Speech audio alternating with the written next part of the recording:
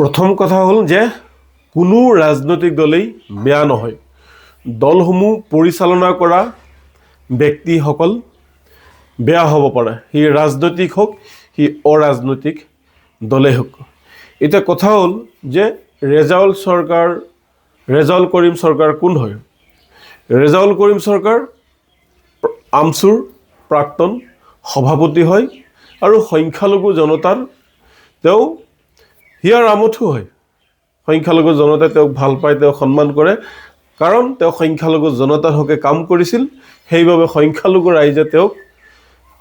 একাংশ ৰাইজে তেওঁক নেতা হিচাপে সন্মান কৰে, মৰম কৰে। নিজৰ বহু সময় ৰেজাউল কৰিম ডাঙৰীয়াই নিজৰ জাতিৰ স্বাৰ্থত, ন্যায়ৰ স্বাৰ্থত, অসমৰ উন্নয়নৰ স্বাৰ্থত, সংখ্যালঘুৰ ৰাইজৰ স্বাৰ্থত তেওঁ নিজৰ জীৱন আৰু যৌৱন শেষ কৰি দিনে নিশাই তেওঁ অহৰহ চেষ্টাৰে কাম কৰি আহিছে। আৰু সেইজন নেতাক সাংসদ প্ৰদ্যুৎ বৰদলৈয়ে চিনি নাপায়। আৰু দেৱব্ৰত শইকীয়াই, যি কংগ্ৰেছ দলৰ বিৰোধী দলৰ দলপতি, তেওঁ ৰেজাউল কৰিম চৰকাৰক কংগ্ৰেছৰ এজেণ্ট, বিজেপিৰ এজেণ্ট বুলি কৈছে, হিমন্ত বিশ্ব শৰ্মাৰ এজেণ্ট বুলি কৈছে।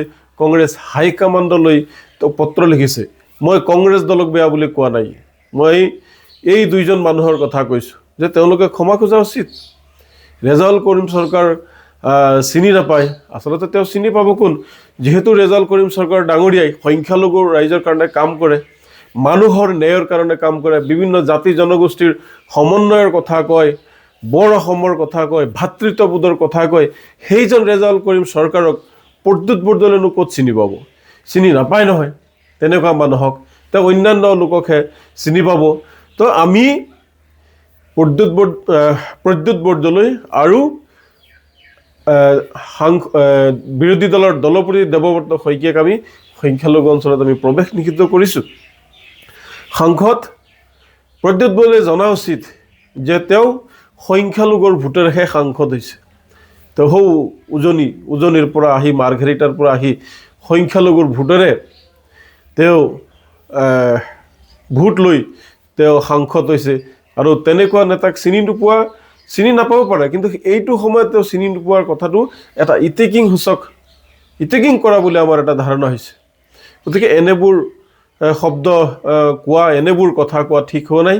তেওঁলোকে এই দুয়োগৰাকী ব্যক্তিয়ে যেতিয়ালৈকে অসমৰ জনতাৰ ওচৰত ক্ষমা নোখোজে, তেতিয়ালৈকে আমি এই দুয়োগৰাকী ব্যক্তিক আমি সংখ্যালঘু অঞ্চলত আমি প্ৰৱেশ নিষিদ্ধ কৰিছোঁ। আমি কংগ্ৰেছক বেয়া বুলি কোৱা নাই, আমি এই দুয়োগৰাকী নেতাৰ কথাহে আমি কৈছোঁ।